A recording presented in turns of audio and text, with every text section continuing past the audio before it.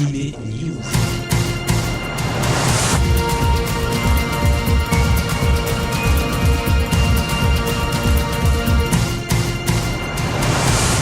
Bonjour à tous, c'est Alex au micro de Générique Kids et il est l'heure d'Anime News, votre hebdo manga et animé en partenariat avec Manganime.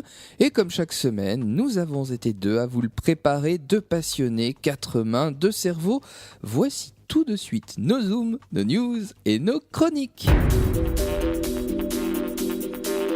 Le 18e festival Japan Touch ainsi que le Salon des cultures de l'Asie se tiendront conjointement à Lyon les samedis 10 et dimanche 11 décembre à Eurexpo. Les sports de combat asiatiques auront la part belle avec 6000 m² qui leur seront dédiés. Côté invité manga, on notera la présence de Miya, de Reno, d'Elsa Brands et de Morihiko Ishikawa pour Isan Manga. Le salon, c'est aussi un voyage gustatif avec une grande place dédiée au saké. Et oui, le saké qui s'invite. Et d'ailleurs, vous aurez le droit à une véritable brasserie traditionnelle. Double salon, je le disais au début, c'est aussi avec le Salon des cultures de l'Asie dans lequel, cette fois-ci, sera mis à l'honneur le Laos et le Cambodge. Rendez-vous donc à la 18e Japan Touch et au Salon des cultures de l'Asie. Je vous donnerai rendez-vous quant à moi du côté de la grande scène. Concernant le manga, des nouvelles arrivent du Japon. Emma Toyama, l'auteur de Love Mission et de GD Dogs, publié en France par Pika Éditions, va débuter une nouvelle comédie romantique dans le Nakayoshi. Cette comédie s'intitulera Zomicon. L'auteur de Lily la menteuse, publié en France par Delcourt, va débuter un spin-off de la série justement qui mettra en scène Taiyo et Ten, respectivement les frères de Hinata et de En. Toujours du côté du pays du soleil levant, c'est le 27 décembre prochain que les Japonais découvriront l'ultime chapitre de la série Strike the Blood qui s'achèvera donc en 10 tomes.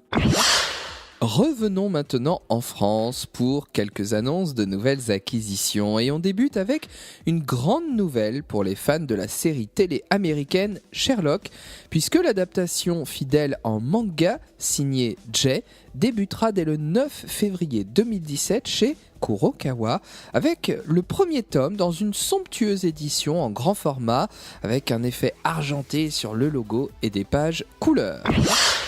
Autre grande nouvelle, le retour en France de deux grandes artistes.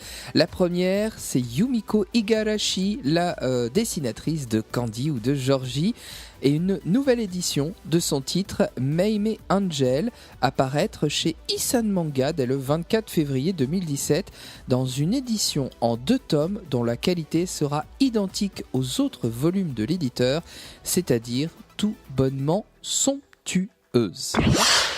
Ensuite, c'est Mizu Sahara que nous connaissons grâce à My Girl ou encore Un bus passe, sorti chez Kazé Manga, qui reviendra dès le 3 mai 2017, toujours chez Kazé avec Le chant des souliers rouges. Cette série tranche de vie dramatique est achevée en 6 tomes. Enfin, on conclut ces news avec une nouvelle acquisition de Komiku qui annonce l'arrivée du Dexter au féminin avec Gift, plus ou moins, de Yuka Nagate. La série est toujours en cours au Japon avec 6 tomes parus et débutera dès le 26 janvier 2017. Un focus à présent sur Soleil Manga et sa collection classique qui s'enrichit avec un one-shot, et quel one-shot, Orgueil et préjugés. C'est une adaptation shoujo de ce très grand classique de la littérature internationale, un classique signé Jane Austen. Les dessins, très shoujo, très jolis, sont signés Potse. Alors on note d'emblée que le visuel de ce manga n'est pas dans le même style que les autres ouvrages de cette collection classique. Cela casse avec l'uniformité de la collection. Cela dit, le résultat de ce visuel est meilleur à mon avis. C'est un grand plaisir donc de retrouver ce très beau roman de Jane Austen adapté en manga dans la collection classique de Soleil Manga. Il est disponible depuis le 23 novembre. Orgueil et préjugés, c'est chez Soleil Manga. Dans un autre style, l'amitié est mise à très rude épreuve. C'est le pitch de ce manga, Friends Game, sorti chez Soleil Manga. C'est le tome 1 qui vient de paraître. Pour aider leur ami, qui s'est fait voler l'argent d'un voyage de classe, des lycéens participent au jeu de l'amitié. Mais attention, c'est pas un simple jeu de société, non, ce jeu va les entraîner bien plus loin qu'ils ne pouvaient l'imaginer. Au menu révélations personnelles et intimes, ce thriller psychologique est un vrai canevas de trahison et de manipulation. Ce genre de titre est très à la mode en ce moment, mais celui-ci, spécifiquement, se différencie de ses pairs parce que vous n'y trouverez pas de scènes trash et gore. La violence est purement psychologique. Le tome 1 est sorti le 23 novembre et 6 volumes sont déjà parus et sont en cours au Japon. Il est co-signé Mikoto Yamaguchi et Yuki Sato. Ce titre, donc, réussi, il ravira les amateurs du genre. Friends Game, tome 1, c'est donc chez Soleil Manga. Un retour, et quel retour chez Kana Manga, c'est Elsa Brands qui est de retour avec le 5e et ultime tome de Save Me Pity. Les dieux, ayant perdu leur pouvoir, sont impuissants face aux titans et aux géants que Xanth a libérés. À situation désespérée, mesure désespérée, et Pity a son idée derrière la tête. Elsa Brands nous livre une fois encore un tome qui regorge, mais qui déborde d'humour et de situations rocambolesques. Sa vision de la Grèce antique nous conquit et nous régale. À l'instar de La Petite Olympe et les dieux, l'humour est la quintessence de ce titre, mais l'aventure en est l'autre thème indissociable. L'humour dans la narration, mais aussi dans le dessin. Et pour finir, je dirais que l'humour, c'est Elsa, tout simplement. Save Me Pity est à lire sans hésiter. Il est l'une des plus belles surprises de ces dernières années. Un manga français né de multiples inspirations et ça fait du bien. Sachez que Elsa écume les festivals à votre rencontre et elle sera à Lyon samedi 10 décembre en dédicace à la librairie Momi Manga. Et le dimanche 11 décembre, elle sera présente à la Japan Touch. Alors, ne la manquez pas. Ne manquez pas de la rencontrer et puis surtout, ne manquez pas ce 5e tome de Save Me Pity, une fin en apothéose. Je me tourne à présent du côté des éditions Komiku pour un one-shot. Et quel one-shot ? Une île maudite. Le titre de ce manga, c'est L'île du temps, sorti le 24 novembre. Une équipe de tournage japonaise se rend sur une île autrefois peuplée et va découvrir l'horreur. Un homme masqué de bandages leur fait parvenir une vidéo et leur prédit tout simplement leur mort. Le plus étrange, c'est que ce message semble venir du futur. Tadashi Sugimoto manie à merveille le rythme de sa narration, distillant ainsi l'angoisse.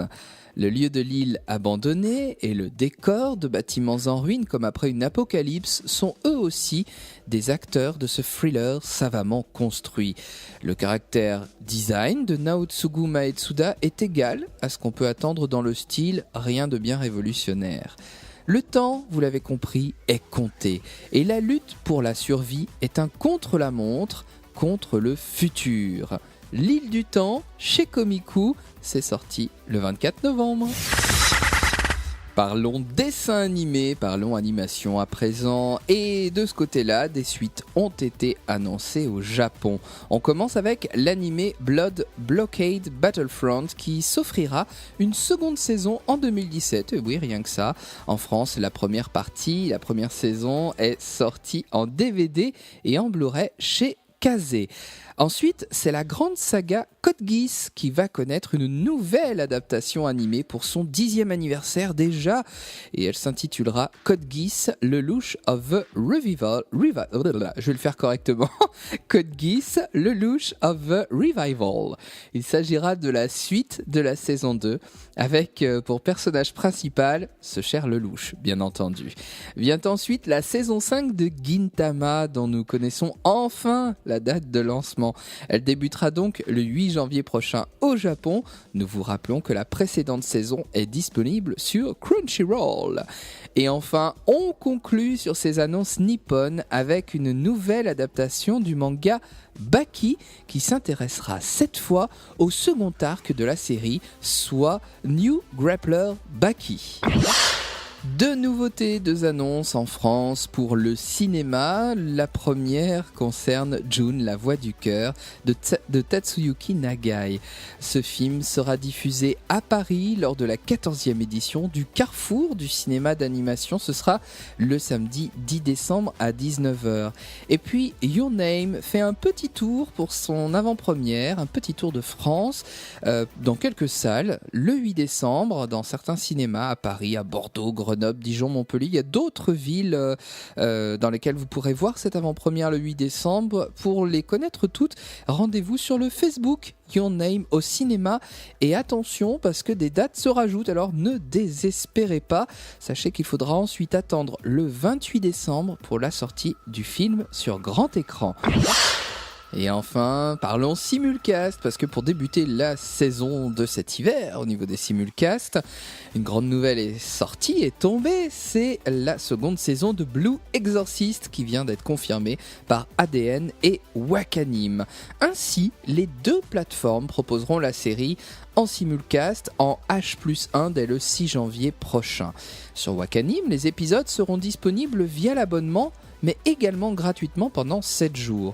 Sur ADN, ils seront disponibles gratuitement et ce pendant 1 an. A noter également que les droits vidéo ont été acquis par Viz Media Europe, ce qui sous-entend que la série devrait sortir en DVD et en Blu-ray chez Kazé.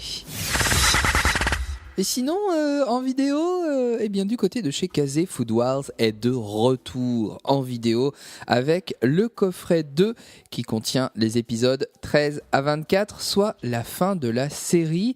Un coffret 2 en version DVD ou en version Blu-ray, c'est comme vous voulez. Eh bien, je voulais vous parler de cette série parce qu'elle est tout bonnement excellente. Amitié, concurrence, rivalité sont de mise dans cet univers culinaire. Un univers qui me tient à cœur. Réalisation de haute qualité, mise en scène qui exacerbe les puissantes sensations gustatives, comme seule l'animation japonaise sait le faire. Inventivité culinaire. Tout y est pour faire de cette série un excellent divertissement. Elle n'est pas sans évoquer une série qui était diffusée dans le Club Dorothée qui s'appelait Le Petit Chef et qui était très sympa. Et bien là, je vous invite, si vous ne la connaissez pas, à découvrir Food Wars. C'est chez Kazé et c'est donc le coffret 2, épisode 13 à 24 en VOST et aussi en VF, bien entendu.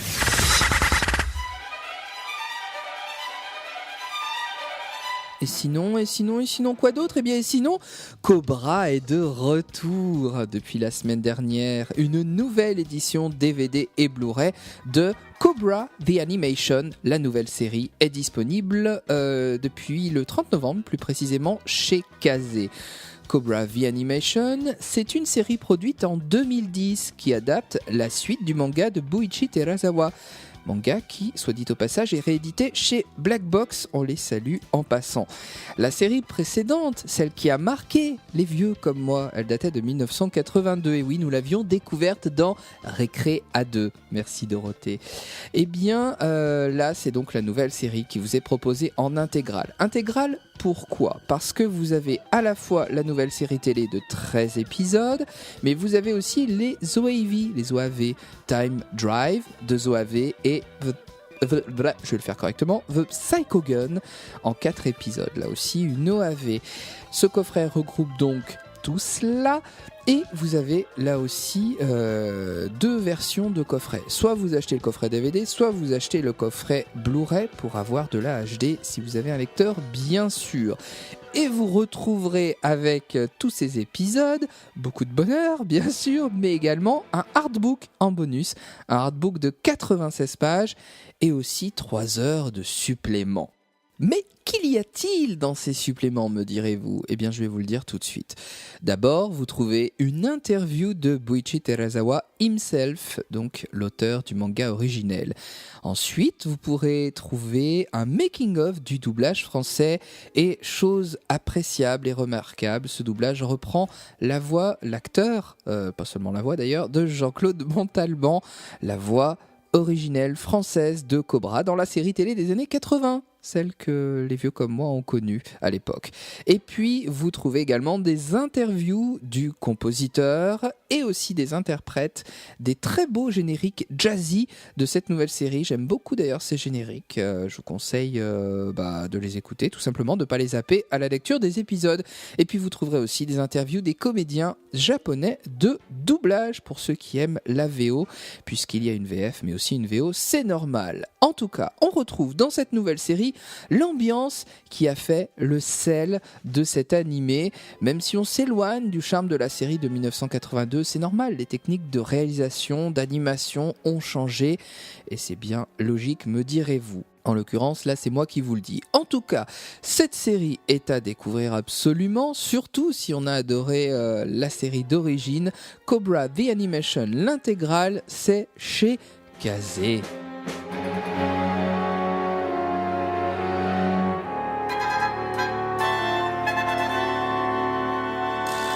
Il est l'heure à présent de se quitter puisque ce 291e Anime News est terminé. La semaine prochaine, pas de nouvelle Anime News. On se retrouvera dans 15 jours puisque je vous retrouve en vrai sur la scène de la Japan Touch le week-end du 10 et 11 décembre. Ne vous inquiétez pas, si vous avez manqué un numéro, les replays vidéo sont en ligne. Ils sont en ligne sur YouTube, sur le site de Generic Kids et puis aussi sur le site de notre partenaire Manganime. Je leur fais un gros bisou au passage. Merci Manganime de relayer nos replays. Et puis merci à Alexandre Louchet de m'aider chaque semaine consciencieusement à préparer ces news et ces anime news. Nos pages Facebook sont à votre disposition, vous pouvez les liker, nous suivre, relayer, nous écrire des messages, ne vous privez pas de le faire. Et puis mon compte Twitter est aussi à votre disposition pour suivre l'actu chaque jour. Le second rendez-vous animation japonaise sur Generic Kids, ça s'appelle Anime Story. J'ai le plaisir chaque mercredi soir à 21h de vous parler d'une série que vous avez adorée. Alors ne le manquez pas. Je vous souhaite une excellente semaine à l'écoute de nos programmes. Restez branchés, restez fidèles. La musique et les programmes continuent. Salut, salut!